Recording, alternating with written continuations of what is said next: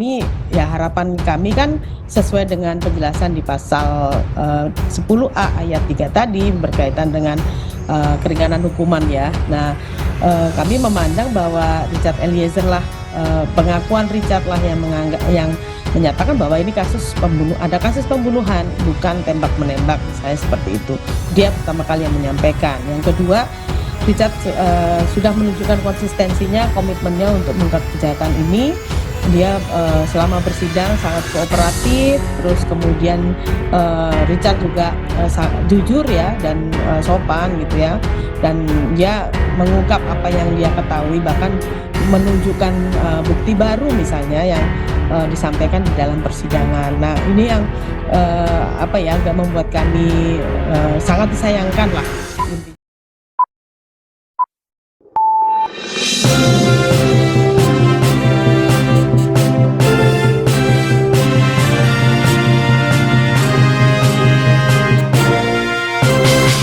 Richard Eliezer Pudian Lumiu menahan tangisnya kala jaksa membacakan tuntutan pidana 12 tahun penjara atas kasus pembunuhan berencana Brigadir Yosua. Eliezer tak menyangka jaksa menuntutnya dengan pidana 12 tahun penjara. Tangis Eliezer pun kembali tak tertahankan saat bersama penasihat hukum Roni Talampesi.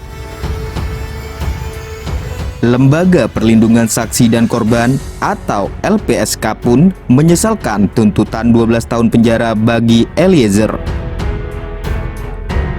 Rekomendasi LPSK untuk keringanan hukuman bagi justice kolaborator ternyata tak diperhatikan jaksa.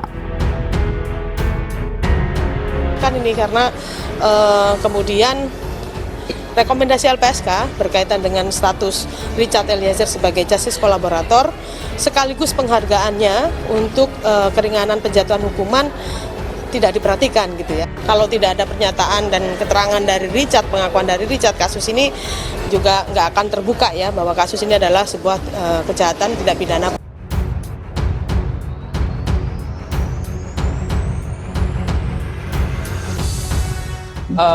Mbak Susi, terdakwa yang dilindungi LPSK selama lebih kurang 6 bulan ini atau 4 bulan persidangan ini dituntut lebih berat dari 3 terdakwa lain yang hanya mendapat tuntutan 8 tahun. Apakah Anda melihat ada ketimpangan di sini? Ya jelas kan berbeda ya Mas ya, antara 12 sama 8 tahun ya gitu. Tapi ya kami pertama menghormati dan menghargai sekali ya tuntutan yang disampaikan oleh JPU, karena ini memang murni kewenangan JPU. LPSK di sini dalam hal ini hanya memberikan rekomendasi tugasnya berdasarkan Undang-Undang Perlindungan Saksi dan Korban, bahwa kami menjalankan mandat yang diatur di dalam Undang-Undang Perlindungan Saksi dan Korban Undang-Undang 31 tahun 2014 di pasal 10A. Disebutkan di ayat 4-nya bahwa LPSK memberikan rekomendasi terhadap status JC dan kemudian kepada penuntut umum supaya penuntut umum memasukkan di dalam surat tuntutannya, yaitu berupa penghargaannya adalah keringanan hukuman itu. Yang selanjutnya disebutkan di dalam penjelasan di pasal 10A ayat 3-nya apa sajakah keringanan hukuman itu. Ada pembebasan, ada pidana bersyarat khusus, terus kemudian ada pilihannya adalah pidana percobaan dan atau pidana yang paling ringan di antara para terdakwa. Jadi kami sangat menghargai itu, dan memang kami hanya menjalankan saja tugas LPSK untuk memberikan perlindungan dan memberikan rekomendasi. Tapi dari selama mendampingi Eliezer ini, apakah Anda melihat tuntutan ini mengecewakan LPSK terkait dengan apa konsistensi yang disampaikan oleh Eliezer yang mengorbankan dirinya membuka atau menguak kasus ini? Iya, tentu saja Mas, karena harapan kami kan sesuai dengan penjelasan di pasal 10A ayat 3 tadi berkaitan dengan keringanan hukuman ya. Nah, kami memandang bahwa Richard Eliezer lah, pengakuan Richard lah yang menyatakan bahwa ini ada kasus pembunuhan, bukan tembak menembak, misalnya seperti itu. Dia pertama kali yang menyampaikan. Yang kedua, Richard sudah menunjukkan konsistensinya, komitmennya untuk mengungkap kejahatan ini.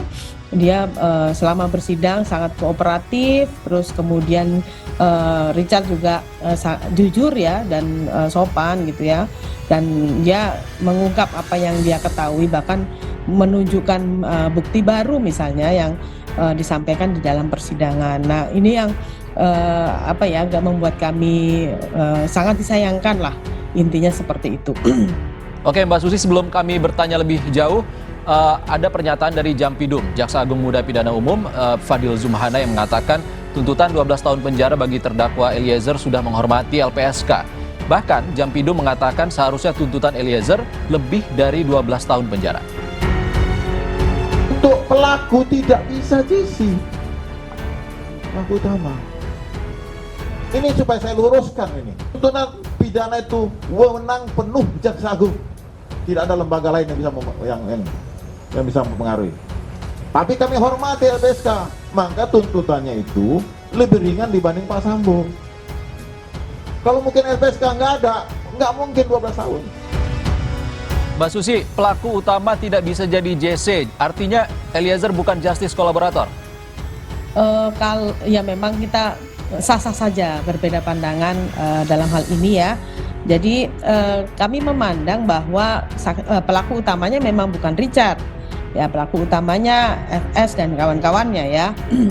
Nah, di dalam Undang-Undang Perlindungan Saksi dan Korban disebut mengenai siapa sih saksi pelaku yang dalam hal ini adalah justice kolaborator, adalah tersangka, terdakwa atau terpidana yang bekerja sama dengan penegak hukum untuk mengungkap suatu tindak pidana dalam kasus yang sama. Jadi itu yang menjadi pegangan kami, bahwa yang namanya saksi pelaku, ya dia menjadi bagian dari pelaku kejahatan, dia bisa terdakwa juga gitu. Dan ini yang yang ditunjukkan oleh Richard ya, bahwa dia memenuhi syarat sebagai justice kolaborator. Dia bukan pelaku utama, dia memang terdakwa yang mau bekerja sama dengan aparat penegak hukum, seperti itu. Mbak Susi, artinya Richard Eliezer adalah salah seorang tersangka 340 ataupun terdakwa 340 pembunuhan berencana yang pertama kali jadi justice kolaborator oleh LPSK. Sebenarnya kita pernah ya memberikan perlindungan kepada saksi pelaku untuk kasus 340 sebelumnya di Jawa Timur gitu ya, dan kebetulan memang kasusnya memang tidak muncul di permukaan seperti saat ini ya, tidak sangat booming gitu ya pada saat itu. Nah kebetulan juga akhirnya pelaku utama saksi pelaku yang kita lindungi itu juga kebetulan tidak dituntut secara pidana akhirnya, karena dia juga banyak memberikan keterangan, memberikan bukti-bukti dan sebagainya, seperti itu. Dibebaskan atau sama sekali tidak disidangkan, Mbak Susi? Tidak disidangkan kemudian karena tidak dituntut secara pidana ya, karena memang kemudian penyidik menyatakan bahwa dia sangat minim sekali perannya, dan tidak mungkin tidak ada unsur-unsur pidana yang bisa dilekatkan secara lengkap kepada yang bersangkutan, seperti itu.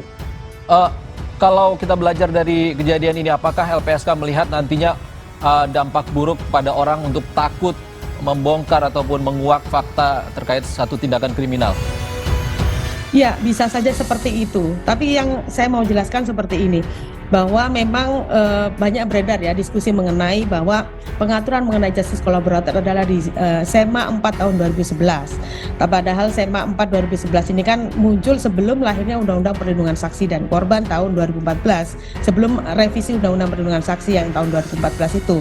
Jadi memang seyogyanya SEMA ini juga mengikuti peraturan perundang-undangan yang sudah diamandemen ya, yang menjadi Undang-Undang 31 2014. Jadi memang kemudian ini perkembangan pengaturan mengenai justice kolaborator itu adalah tidak stuck gitu ya, tapi dinamis ya, dan ini berkembang gitu ya.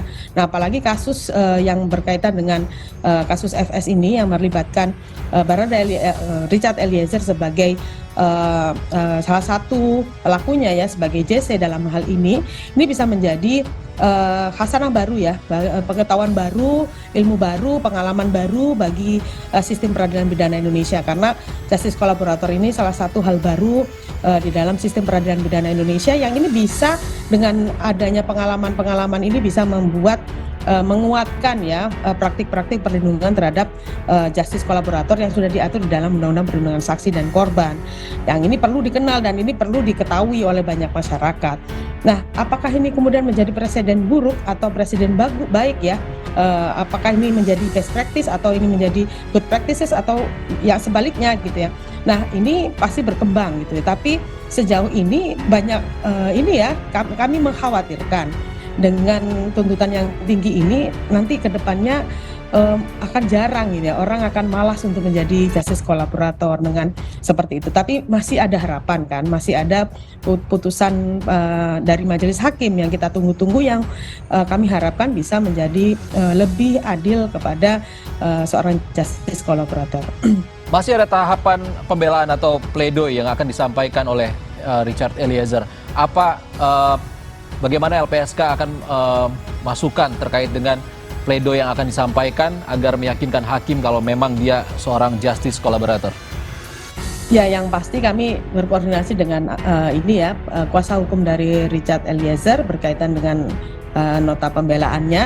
Ya, kami menyampaikan juga bagaimana Richard dari awal sangat berkontribusi, sangat berperan gitu ya, mengungkap kejahatan ini dan kemudian meminta perlindungan kepada LPSK dan bagaimana prosesnya, karena menurut kami perlindungan yang diberikan LPSK juga menjadi poin penting bagi pembelaan tersebut, bahwa untuk meyakinkan bahwa memang Richard ini dengan dilindungi oleh LPSK maka keterangan-keterangannya juga terjaga seperti itu. Dan sampai detik akhir juga Richard Eliezer menunjukkan bahwa yang bersangkutan ini konsisten dan komitmen untuk mengungkap kejahatan ini dan dengan berkata jujur dan sebenarnya seperti itu. Jadi bahkan kami juga mungkin ini ya kuasa hukum juga banyak substansi yang mereka sudah mulai rancang untuk disusun ya. Kami juga stressing berkaitan dengan selain peran ya juga terkait dengan bukti-bukti baru yang disampaikan oleh